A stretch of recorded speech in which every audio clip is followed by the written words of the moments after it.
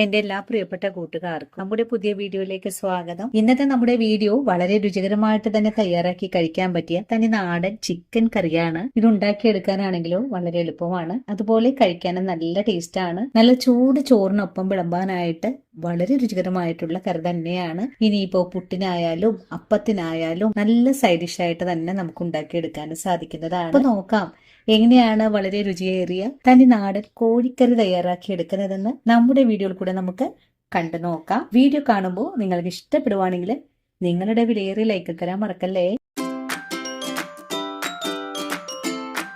ഇന്ന് നമുക്ക് തനി നാടൻ രീതിയിൽ ഒരു ചിക്കൻ കറി തയ്യാറാക്കി എടുക്കാം. ഇന്ന് നമ്മൾ എടുത്തിട്ടുള്ള ചിക്കന്റെ അളവുകൾ 1:200 ഒരു ചിക്കനാണ് എടുത്തിട്ടുണ്ടായിരുന്നത്. അതുപോലെ ഈ ഒരു ചിക്കൻ കറി നമുക്ക് ഒരു 6 പേർക്ക് സെർവ് ചെയ്യാൻ പറ്റുന്നതാണ് കേട്ടോ. നമ്മുടെ വീടുകളിൽ നമുക്ക് കഴിക്കാനാണെങ്കിൽ നമ്മളിതൊരു 10 പേർക്ക് നമ്മൾ ഒപ്പിക്കും. പക്ഷെ നമ്മളിതൊരു പ്ലേറ്റ് അളവ് കൊടുക്കുമ്പോൾ നമുക്കൊരു 6 പേർക്കോ 7 പേർക്കോ മാത്രമേ കൊടുക്കാൻ സാധ്യമാകുള്ളൂ. ചിക്കൻ ഒന്ന് കഴുകി വൃത്തിയാക്കി എടുത്തിട്ടുണ്ട്. ഇനി നമുക്ക് ഈ ചിക്കനെ ഒന്ന് വേവിച്ചെടുക്കണം. നമ്മളിന്ന് ചിക്കൻ വേവിച്ചെടുത്തതിന് ശേഷമാണ് കറി തയ്യാറാക്കി എടുക്കാനും പോകുന്നത്. ആദ്യമേ നമുക്ക് ചിക്കനിലേക്ക് ഉപ്പ് ചേർക്കാം. ഇനി 1/4 ടീസ്പൂൺ അളവിലും പകുതിയായിട്ട് മഞ്ഞൾപ്പൊടി ചേർക്കാം. 1 ടീസ്പൂൺ അളവില് കുരുമുളക് പൊടി ചേർക്കാം. 1 ടീസ്പൂൺ അളവിൽ തന്നെ ഗരം മസാലപ്പൊടി കൂടെ ചേർക്കാം. ഇനി നമുക്ക് ഈ ചിക്കനിലേക്ക് ഒരു 3/4 ഗ്ലാസോളം വെള്ളം കൂടി ചേർത്ത് ചിക്കൻ ഒന്ന് വേവിച്ചെടുക്കാം. വേവിച്ചെടുക്കുന്നതിന് മുമ്പായിട്ട് തന്നെ നമുക്കിത് നന്നായിട്ടൊന്ന് ഇളക്കി യോജിപ്പിച്ചുകൂടെ കൊടുക്കാം. അതിനുശേഷം അടപ്പിലേക്ക് മാറ്റാം. ഇനി ചിക്കൻ ഒന്ന് വെന്ത് വരാനായിട്ട് നമുക്കൊന്ന് മൂടിയും കൂടെ വെച്ചു കൊടുക്കാം. ഒരുപാട് ഓവറായിട്ടൊന്നും വേവിച്ചെടുക്കേണ്ട ആവശ്യമൊന്നും തന്നെയില്ല. ഒരു 2-3 മിനിറ്റ് നേരം മാത്രം വേവിച്ചെടുത്താൽ മതിയാകും.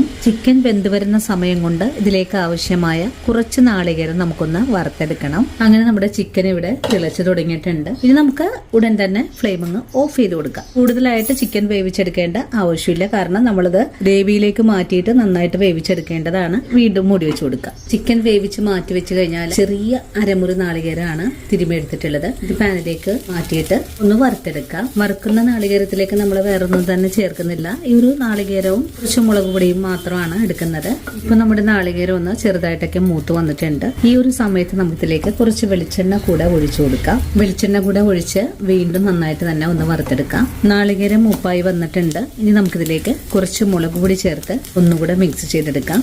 1 സ്പൂൺ അളവിലാണ് മുളക് പൊടി ചേർക്കുന്നത്. ഇനി ഒന്നുകൂടെ മിക്സ് ചെയ്തതിന് ശേഷം ഫ്ലെയിം ഓഫ് ചെയ്ത് കൊടുക്കാം. ഇനി ചൂടാറ് വരുമ്പോൾ നമുക്കിതൊന്ന് അരച്ചുകൂടി എടുക്കണം. ഇനി നമുക്കിതൊന്ന് മാറ്റി വയ്ക്കാം. അതിനുശേഷം മറ്റൊരു പാൻ അടുപ്പിലേക്ക് വെച്ചു കൊടുക്കാം. അങ്ങനെ ചിക്കൻ കറി തയ്യാറാക്കി എടുക്കാനുള്ള ഒരു പാൻ അടുപ്പിലേക്ക് വെച്ചിട്ടുണ്ട്. പാനിപ്പ ചൂടായും വന്നിട്ടുണ്ട്. നമുക്കിതിലേക്ക് വെളിച്ചെണ്ണ ഒഴിച്ചു കൊടുക്കാം. ഇന്നത്തെ നമ്മുടെ ചിക്കൻ കറി തയ്യാറാക്കി എടുക്കുന്നത് വെളിച്ചെണ്ണയിൽ വെച്ചിട്ടാണ്. വെളിച്ചെണ്ണ ചൂടായി വരുമ്പോഴേക്കും 1/2 ടീസ്പൂൺ അളവില് പെരിഞ്ചീരകം ചേർക്കാം. ഇനി ഇതിലേക്ക് വേണ്ടത് ഒരു 4 പച്ചമുളക്, ഒരു ചെറിയ കഷ്ണം ഇഞ്ചി, ഒരു 2 ബോൾ വെളുത്തുള്ളി ഒന്ന് ചതച്ചെടുത്തിട്ടുള്ളതാണ്. ഇനി നമുക്കിതിലേക്ക് ചേർക്കാം.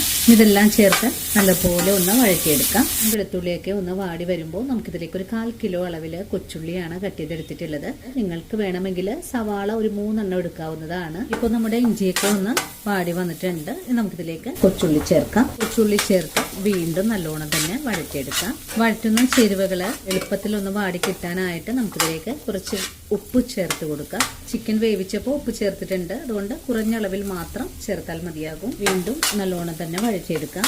ഉള്ളിയൊക്കെ വഴണ്ടു വരുന്ന സമയം കൊണ്ട് നമുക്കിതിലേക്ക് ആവശ്യമായ പൊടികളൊക്കെ ഒന്ന് എടുത്തു വെച്ചിട്ടുണ്ട്. 2 സ്പൂൺ അളവില് മല്ലിപ്പൊടി, 1/2 സ്പൂൺ അളവില് ഗരം മസാലപ്പൊടി, 1 സ്പൂൺ അളവില് മുളക് പൊടി, എരിവെള്ള മുളക് പൊടിയാണ്, 1/4 ടീസ്പൂൺ അളവില് കുരുമുളക് പൊടി, 1 നുള്ള് മഞ്ഞൾപ്പൊടി. മുളക് പൊടി എടുത്തിട്ടുള്ളത് 10 ഗ്രാമാണ്. അതുപോലെ ഗരം മസാലപ്പൊടി എടുത്തിട്ടുള്ളത് 5 ഗ്രാമാണ്. ഈ ഒരു സമയത്ത് വഴറ്റുന്ന ഉള്ളിലേക്ക് കുറച്ച് കറിവേപ്പില കൂടെ ചേർക്കണം. വീണ്ടും വഴറ്റിയെടുക്കാം. നമുക്ക് ഇതിലേക്ക് ആവശ്യമായ 2 തക്കാളി കൂടെ ഒന്ന് അരച്ച് വെക്കണം. മസാലപ്പൊടികളൊക്കെ ഒന്ന് ചേർത്ത് മൂത്ത് വരുമ്പോൾ മാത്രം തക്കാളി അരച്ചെടുത്താൽ മതിയാകും. നേരത്തെ തന്നെ അരച്ച് വെക്കേണ്ട ആവശ്യമില്ല. അങ്ങനെ നേരത്തെ തന്നെ നമ്മൾ തക്കാളി അരച്ച് വെക്കുവാണെങ്കിൽ തക്കാളി കയ്പായി പോകാൻ സാധ്യതയുണ്ട് കേട്ടോ. അപ്പൊ ആ ഒരു കയ്പ് നമ്മുടെ കറിക്ക് കൂടെ വരും. അങ്ങനെയിപ്പോൾ നമ്മുടെ ഉള്ളിയെല്ലാം നന്നായിട്ട് തന്നെ ഒന്ന് മുരിഞ്ഞ് വാടിയൊക്കെ വന്നിട്ടുണ്ട്. ഇനി നമുക്കിതിലേക്ക് പൊടികൾ ചേർക്കാം. പൊടികൾ ചേർത്ത് ഒന്ന് വഴറ്റിയെടുക്കാം. ഈ സമയത്ത് ഫ്ലെയിം ഒന്ന് കുറച്ച് വെച്ച് കൊടുത്തിട്ട് വേണം പൊടികൾ വഴറ്റാനായിട്ട്. പൊടികളൊക്കെ മൂത്ത് വരുമ്പോഴേക്കും നല്ലൊരു സ്മെല്ല് വരും. ആ ഒരു സമയം വരെ നമുക്കൊന്ന് വഴറ്റിയെടുക്കാം. പൊടികളൊക്കെ ഇപ്പോൾ മൂപ്പായി വന്നിട്ടുണ്ട്. നമുക്കിതിലേക്ക് തക്കാളി അരച്ചത് ചേർക്കാം. തക്കാളി അരച്ച് ചേർക്കുന്നതിന് മുമ്പായിട്ട് തന്നെ പൊടികൾ കരിയാതിരിക്കാനായിട്ട് കുറച്ച് വെള്ളം കൂടെ ഇതിലേക്ക് ഒഴിച്ചു കൊടുക്കാം. ഇനി തക്കാളി അരച്ച പേസ്റ്റ് കൂടി കറിയിലേക്ക് ചേർക്കാം. വീണ്ടും വഴറ്റിയെടുക്കാം. ഗ്രേവിയൊക്കെ നന്നായിട്ട് തന്നെ ഒന്ന് വഴണ്ട് കിട്ടണം.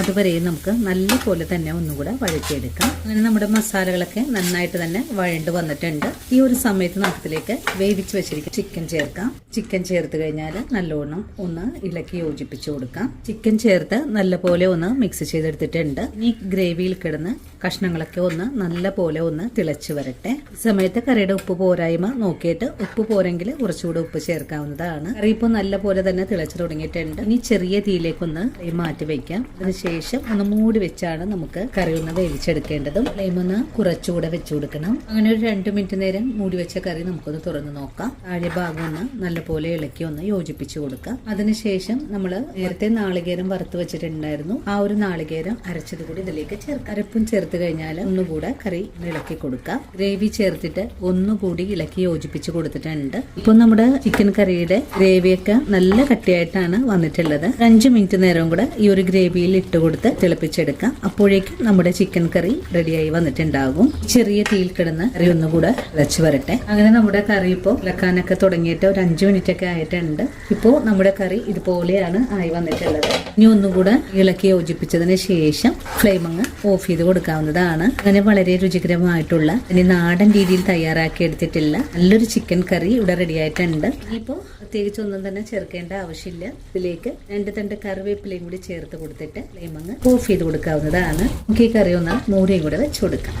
അങ്ങനെ വളരെ രുചികരമായിട്ടുള്ള തനി നാടൻ കോഴിക്കറി ഇവിടെ റെഡി ആയിട്ടുണ്ട്. ഇതുവരെ നിങ്ങൾ ഇതുപോലൊന്ന് തയ്യാറാക്കി നോക്കിയിട്ടില്ലെങ്കിൽ തീർച്ചയായിട്ടും നമ്മുടെ ഈ ഒരു വീഡിയോ കണ്ടെന്ന് തയ്യാറാക്കി നോക്കണേ. വീഡിയോ കാണുമ്പോൾ നിങ്ങൾക്ക് ഇഷ്ടപ്പെടുവാണെങ്കിൽ തീർച്ചയായിട്ടും നിങ്ങളുടെ വിലയേറിയ ലൈക്കിൽ തന്ന് ചേച്ചി ഒന്ന് സപ്പോർട്ട് ചെയ്യാനും വീഡിയോ നിങ്ങളുടെ കൂട്ടുകാരിലേക്ക് ഒന്ന് ഷെയർ ചെയ്ത് കൊടുക്കാനും മറക്കരുത്. അപ്പോൾ ഇനി നല്ലൊരു വീഡിയോ ആയിട്ട് നാളെ കാണാം. അതുവരെയും ഒത്തിരി സ്നേഹത്തോടെ വീണ്ടും കാത്തിരിക്കുക.